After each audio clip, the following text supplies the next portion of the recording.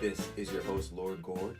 I'm giving you information that's factually correct and politically incorrect. And shoo-be-doo bop, I wanna love you. Shoo-be-doo bop, computer love. Shoo-be-doo bop, I wanna love you. 'Cause you are my computer love. Computer love. So this week, I'm going to be talking about Lee Kuan Yew and Singapore's ascendancy from a third world city-state into a first world metropolis that is an example for the rest of the world to follow when it comes to creating growth, prosperity, and happiness for your people. Absent of resentment and hostility, but being open to investment, entrepreneurship, small government, so on and so forth. Let's dive into it. Singapore today has a top personal tax rate of 22%, which is less than half of the top American personal tax rate. A corporate tax rate of 17%, no death tax, no capital gains tax, an import tariff of about 0.4%, and very little double taxation on interest and dividends. It ranks in the top 10 of all countries in rule of law, ranks second in the world in economic freedom, second only to Hong Kong, and now has a higher per capita GDP than the United States. Singapore went from having a per person income of 54% of the world's average in 1970 to 321% of the world's average today. It, along with countries like South Korea, Taiwan, and Hong Kong, are refutations of the insidious dependency theory that has been dominant in Latin America for decades. Lee Kuan Yew, Singapore's leader from 1959 to about 2000, deserves much of the credit for transforming Singapore from a poor former English colony into a prosperous economic center. Get the book. Most of my sourcing comes from the book. Another economist I follow named Daniel Mitchell. If you look him up, I mean his columns, his blog posts are spot on. I mean the guy cites facts. He uses evidence, logic, the scientific method to make his case. Daniel Mitchell, great guy. Now let's dive into the transformation of Singapore. Lee Kuan Yew took office in 1959, and Singapore was granted independence in 1965. Because they were suffering from unemployment for years, they knew that the only way they succeed is by industrializing. So they didn't think that they succeed by closing themselves off to the rest of the world and not sharing in the achievements and prosperity of the rest of the world and not taking in investments and creating wealth. No. They wanted to industrialize. Tourism was suggested, and while it created jobs, the core problem of unemployment persisted. Early manufacturing plants for cars and refrigerators were protected, but those protections desisted over time when Singapore's economy started to grow. Singapore brought in any factory that they could in order to create jobs. They were not hostile to foreign investments. They welcomed them with open arms, which is contrary to dependency theory, which has kept millions of people languishing in poverty and dysfunction. The former British naval dockyard in Singapore was converted to economic use, attracting investors from around the world. Large American corporations looked for political, economic, financial stability, and sound labor relations to make sure production would go off without a hitch. Translation, the opposite of Detroit, Chicago, New York, Los Angeles, and any big Democrat-run city in the United States of America. That's what businesses are looking for when they want to invest. Let's keep going. Singapore provided the prerequisites and knew that they had to do the job better than their competitors, because if they couldn't do the job better than their competitors, those corporations would have no reason to invest there, because corporations invest to make money. A lot of people don't think about that, but when people invest money, it's because they want to make not only their money back, but they want to make money on top of that. They need incentives to invest. Lee Kuan Yew was briefed about the socialist dependency theory that was very popular in Latin America at the time, but was very unimpressed. Singapore attracted businesses like Texas Instruments in 1968, Hewlett Packard, and General Electric in 1970. Investors were given tax-free status for up to 5 years, and that was extended to 10 years for certificates, if you were given a certificate, after 1975. General Electric became the largest employer of labor in Singapore, and by the late 70s, and helped turn Singapore into a major world exporter of electronics by the 1980s. In 1997, Singapore had about 200 American manufacturing companies with about 19 billion Singapore dollars in investment. Singapore was able to create a financial center by creating a climate that was conducive to banking, because I believe I explained in a podcast about prices and economic freedom, or it was my podcast about liars and lying. It might be both, but I explained that modern economies cannot exist without complex financial institutions like banks, which guide and allocate resources to their most efficient and productive uses. So, Singapore was against establishing a central bank like the Federal Reserve, which was a great part of the Great Depression. Contrary to what people believe, it was not the stock market crash. That is a big lie. I might do a whole podcast about that, but it was the Federal Reserve, Smoot-Hawley tariff, and a bunch of other stuff that FDR did. Anyway, let's keep going. They were against establishing a central bank that could lead to inflation, and instead established a currency board that issued Singapore dollars only when backed by equivalent value in foreign exchanges. Translation, they were being responsible with the amount of money that they were producing. They weren't stealing money from their citizens by printing more money than goods and services being produced, therefore devaluing the currency to pay for, roads and other kickbacks and whatnot. They weren't doing that. By the 90s, Singapore had become the fourth largest financial center in the world. In the world. They went from a poor third world island with no natural resources in 1965 to becoming the fourth largest financial center in the world. Was it due to a large, intrusive government that taxed its citizens an extraordinary amount? No. Was it due to central planning and having the government run every industry and not letting individuals make individual decisions that benefit themselves and others? No. No. Let's keep going. They became the fourth largest financial center in the world by establishing a rule of law, an independent judiciary, and a stable, competent, small government that didn't spend above their means. Who would think? A government that actually doesn't rack up huge amounts of debts because they are actually responsible with money.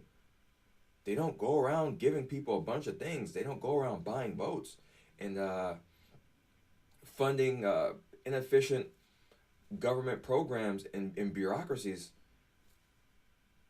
They don't do that. All right.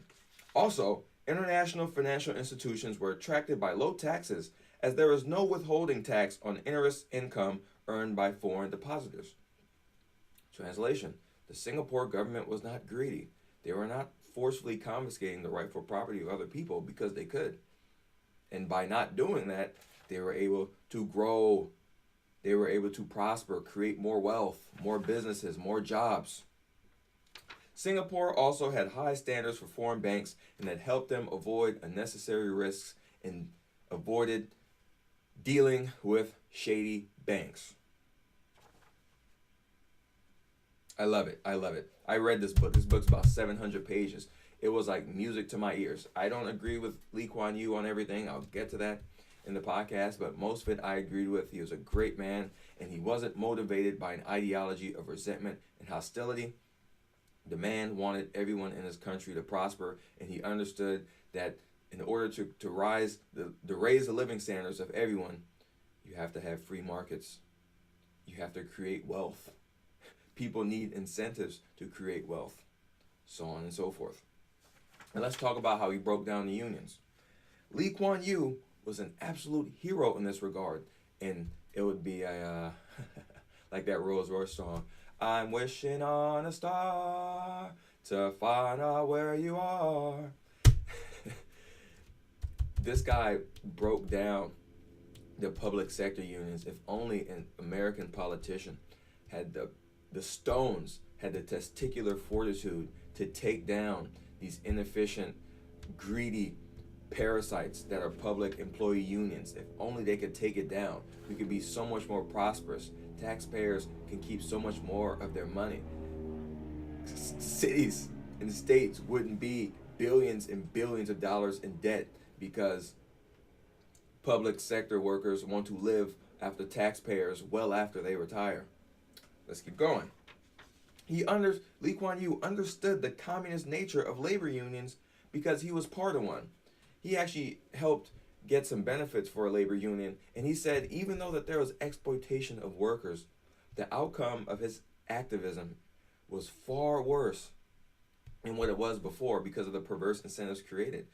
People were only doing they weren't doing a proper amount of work because they knew they can get overtime later, so on and so forth. He regretted it.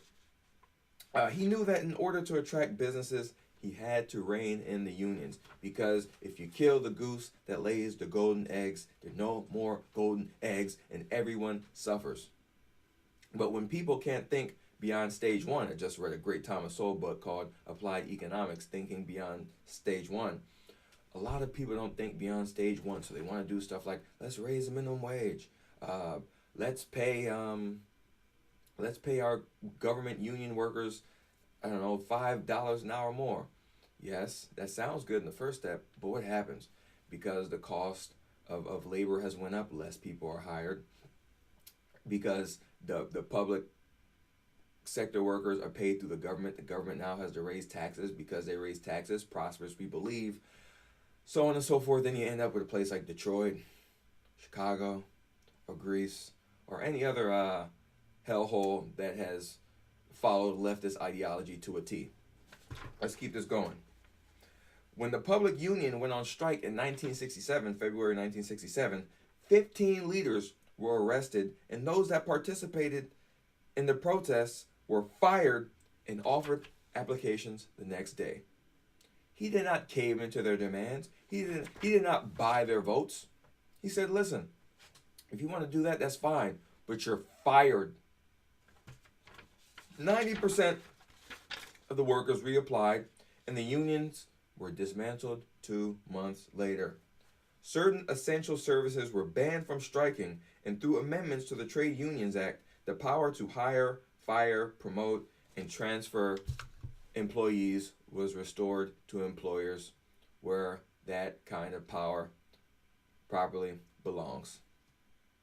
Because I was talking to someone the other day about France, how young adult unemployment is well over 20%, because employers basically have no rights. They're forced by forced by the government to not fire incompetent employees and to bestow upon them all these generous benefits that have to come from somewhere. They don't come from thin air, because doctors and dentists aren't slaves.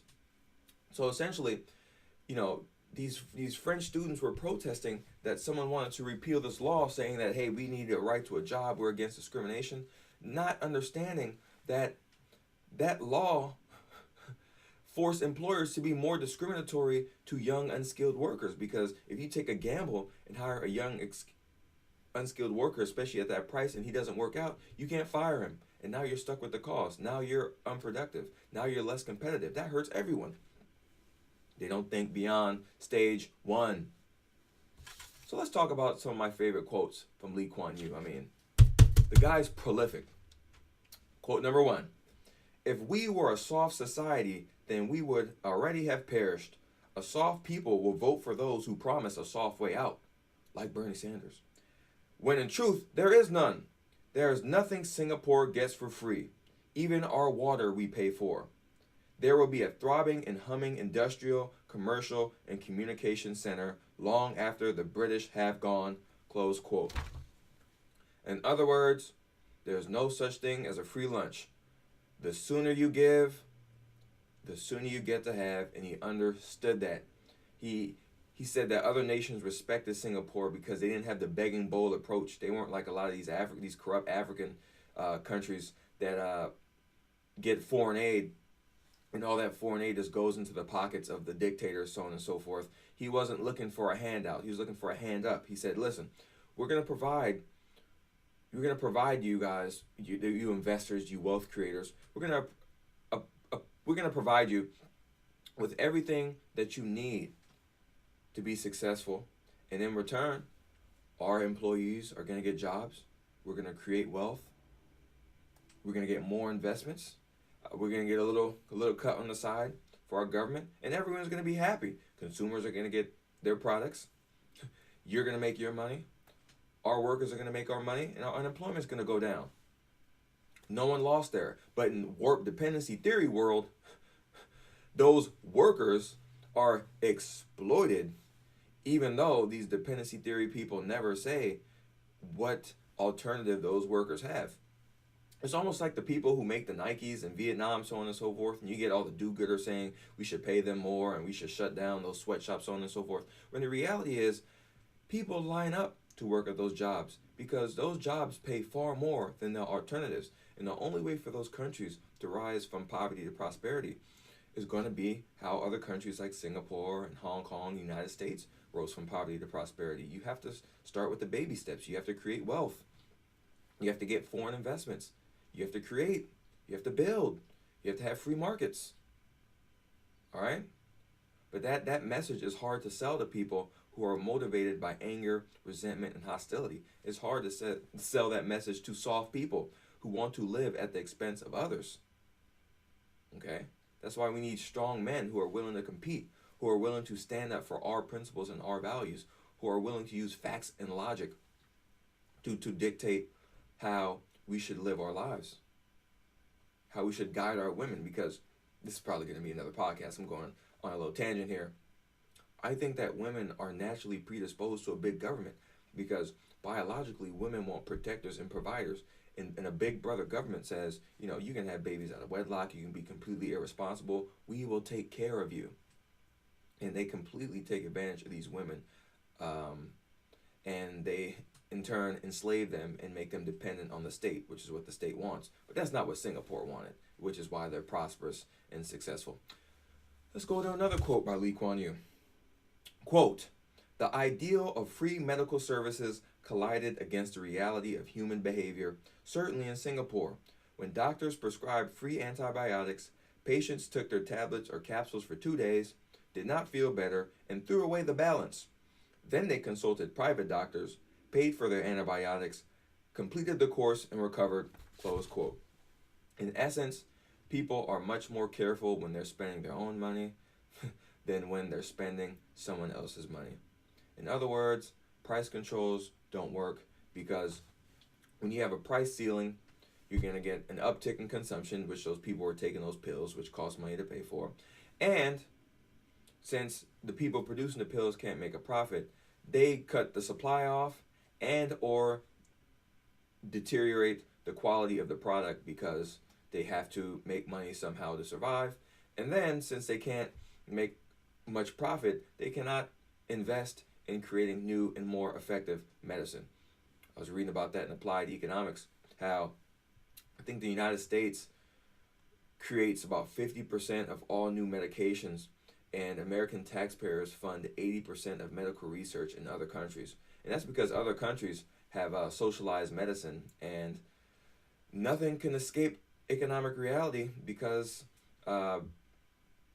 companies are forced by the point of a gun to sell their products for well below market value. There's increased consumption, and those companies stop supplying the pills, and the quality deteriorates because they can't make any money off of it. They're not making enough money to produce new products. So essentially, price ceilings cut off your nose to spite your face. Very few people benefit, but most of the society loses because of the adverse consequences of price ceilings. Next quote. "Watching the ever-increasing cost of the welfare state in Britain and Sweden, we decided to avoid this debilitating system. We noted by the 1970s that when governments undertook primary responsibility for the basic duties of the head of the family, the drive in people weakened. Welfare undermined self-reliance. People did not have to work for their family's well-being. The handout became a way of life, close quote. So true. So true. I might just have a podcast sometime in the future just dedicated to the welfare state. And I was watching a lecture on the welfare state, and essentially, I believe it was created by Otto von Bismarck. And his purpose was to enslave his constituents. It was to make them dependent on the government so the state can grow their power, because the state is a tyrannical organization. And, private businesses, in order to grow, they have to give people what they want at a decent price. But for the government to grow, all you have to do is convince people that freedom is somehow oppression, and that you're entitled to the belongings of other people. And then when the state grows, you grow more dependents, and those dependents will vote for the little handouts, but they're voting for the handouts, and they're voting for more regulations. You're voting for less freedom. They're voting for more government control over businesses and your personal life, so on and so forth. So when you follow the Big Brother plan, next thing you know is you have a society of dependents. The parasites grow larger than the hosts. And now you lack all your basic freedoms, which is socialism, communism, Nazism, whatever leftism you want to talk about. That's what that leads to. But I talked about this in my podcast about the underclass, just about how the Maoris in New Zealand, the poor whites in England, poor blacks in the United States, and poor Hispanics in the United States fell for the same welfare trap because they're poor, and it keeps them in poverty. It subsidizes their bad behavior, which creates more bad behavior. It inhibits the incentive to change because you will get rewarded no matter what you do. And it also deters developing not only social capital, but, developing skills to make yourself some money, because there are implicit tax rates if you leave the welfare system. If you start working an entry-level job, because of the implicit tax rate, because of the benefits that you'll lose, you'll start out making less money.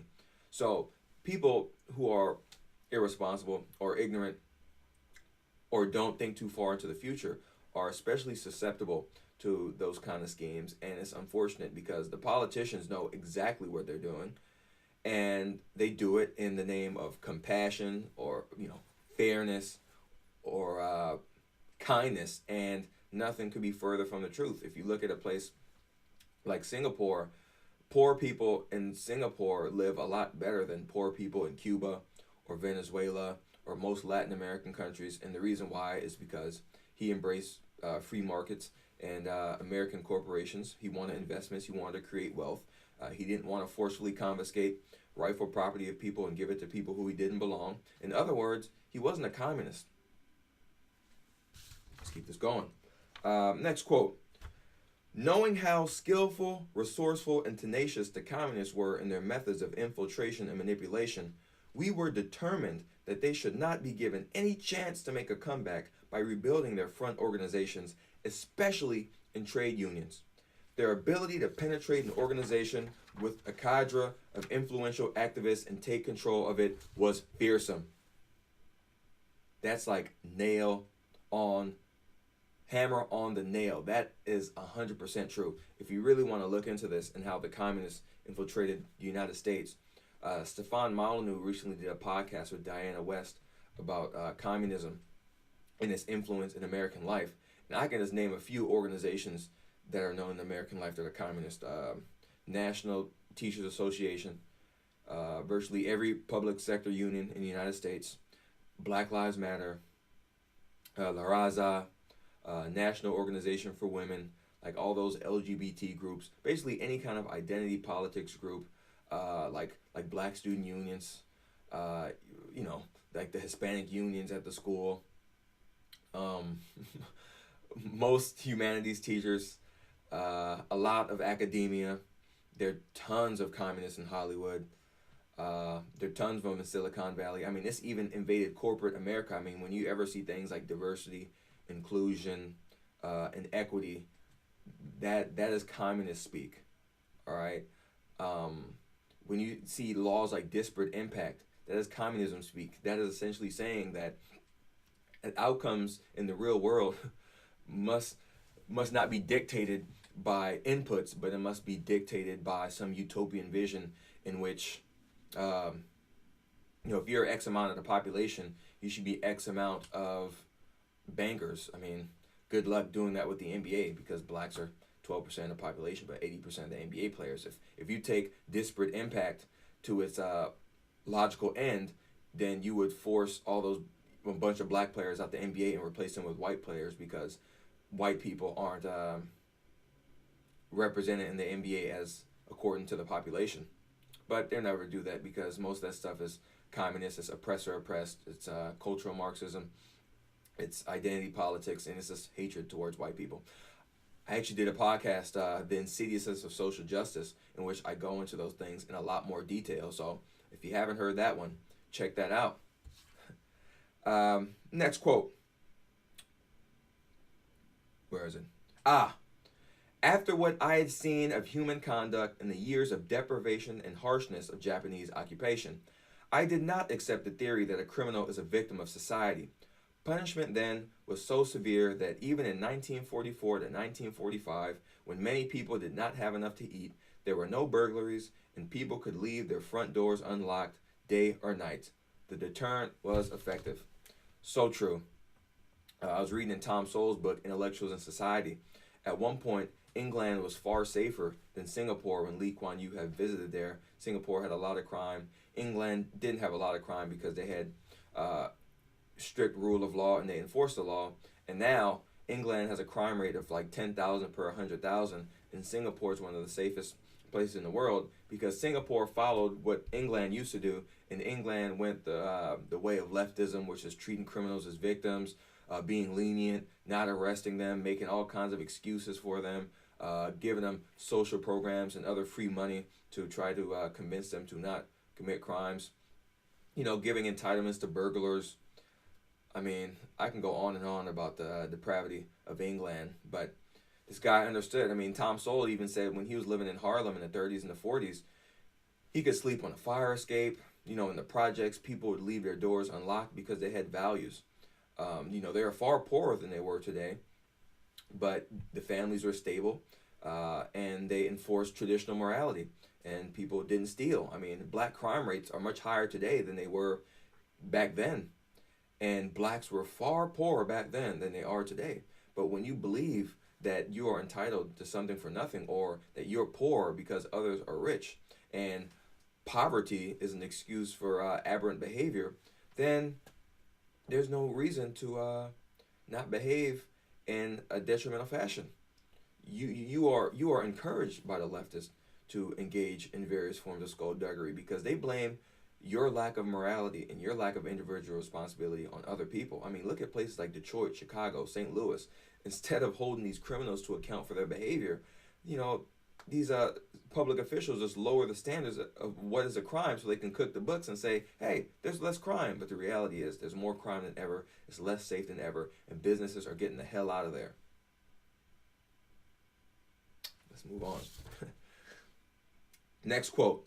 At Kingston, Jamaica, in April 1975, Prime Minister Michael Manley, a light-skinned West Indian, presided with panache and spoke with great eloquence, but I found his views quite quixotic.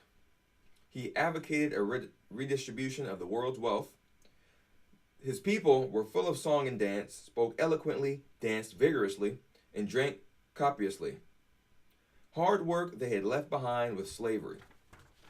Chinese, Indians, and even black Jamaican professionals felt there was no future under the left-wing socialist government of Michael Manley. The policies of the government were ruinous. And I'm going to give you some evidence of that. If you're listening to this podcast, watching on YouTube, I'll have a picture of the graph here. If not, I'll just explain it to you. So essentially, in 1960, the GDP per capita of Singapore and Jamaica were both at about $2,500. Singapore, obviously, free markets were encouraging foreign investment, doing the opposite of the dependency theory socialist fools. over time, their GDP per capita started rising tremendously, and Jamaica's flatline. For example, in 1981, Singapore had a GDP per capita of about 10,000. Jamaica's was about 2,500. In 1999, the GDP per capita in Singapore was a bit over 20,000. In Jamaica, it was still about $2,500. In about 2010, Singapore's GDP per capita was about $30,000. In Jamaica, it was still about $2,500. Singapore opened themselves up to American corporations. They encouraged others to bring their wealth, to invest, to create more wealth, to bring jobs. Jamaica followed that socialist crap. The proof's in the pudding. I mean, Singapore wasn't exploited and had their resources taken away. If exploitation is rising everyone out of poverty and rising the living standards for everyone and going from a third world cesspool to a first world metropolis, exploit me all day. Just keep on using me until you use me up. Telling you, leftism kills your brain. Let's go to another quote.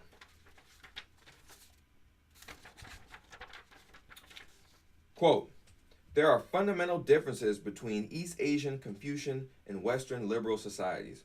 Confucian societies believe that the individual exists in the context of the family, extended family, friends, and the wider society, and that the government cannot and should not take over the role of the family, which is why I love them. Many in the West believe that the government is capable of fulfilling the obligations of the family when it fails, as with single mothers. East Asians shy away from this approach.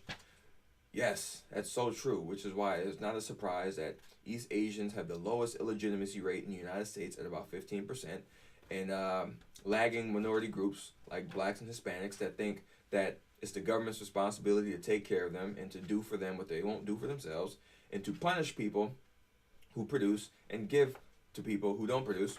They have illegitimacy rates of about 75% and 52% respectively. It's a dead end. When you look at minority groups that have risen from poverty to prosperity, it's never by relying on the government. It's work, education, savings, family. 4-point plan. You follow those, you'll be successful. But if you have babies out of wedlock, you commit crimes, you don't value education and civility, you blame all your problems on other people, and you expect others to do for you what you won't do for yourselves, you end up with places like Detroit, Chicago, St. Louis, New Orleans, Oakland, Birmingham, Alabama, Wilmington, Delaware, Atlanta, New York City, and many other Democrat-run cities like Milwaukee. I believe this is the last quote here. Quote, man needs a moral sense of right and wrong. There is a such thing as evil, and men are not evil because they are victims of society. I said in Foreign Affairs that many of the social problems in the United States were the result of the erosion of the moral underpinnings of society and the diminution of personal responsibility. That is politically incorrect, like this podcast. This man has said that he doesn't care about being politically incorrect. He cares about being correct, and that is so true. If you listen to my podcast about the underclass, about black crime being wildly out of proportion, you'll understand that blacks rose out of poverty much more before the large government programs and the welfare state than afterwards. The biggest jump out of poverty for blacks occurred before the civil rights movement. From 1940 to 1960, you went from 87% of blacks living in poverty to 47%. From 1960 to today, that jump has been from 47% to 25%. And we've literally spent over $22 trillion in 80 means-tested welfare programs, affirmative action, all these other set-asides, preferences. And that number has not been matched.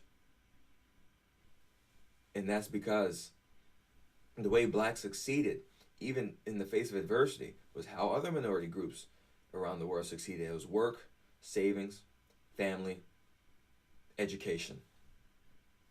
You can't avoid that. If you follow blacks that are prosperous in this country or Hispanics that are prosperous, you know how the Chinese are prosperous, virtually almost everyone who's prosperous in this country, that's what they do.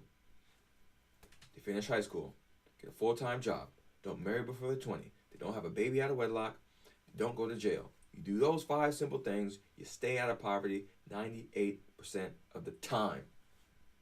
Starts with you. All right? When you want to get things done, you have to start with yourself. Because no one will care about you as much as you care about yourself. And that's what he said, and it was true. So I heap so much praise on Lee Kuan Yew in Singapore. So much praise because they did so many things right. So many things right. But here's some things I don't like about Singapore. The education is controlled by the state. I don't believe that they have many independent schools. K through 12 and the university is controlled by the government. Their freedom of press ranking is 151. It's not much freedom of the press. A lot of stuff is clamped down. I believe in the book Lee Kuan Yew said because he didn't want outside influence. He didn't want Western liberal culture corrupting his people. He didn't want the communists corrupting his people, which is admirable. But in a free society, I believe that people should be able to look at the facts for themselves and then make decisions. But he did so much right, it's hard to question him, but I don't agree with that. Guns for civilians are banned. I don't agree with gun control. I mean, I don't know if I talked about this in a podcast, but just looking at the data, the most gun crimes are committed in places in the United States. Most gun crimes are committed by illegal guns in places with strict gun control laws.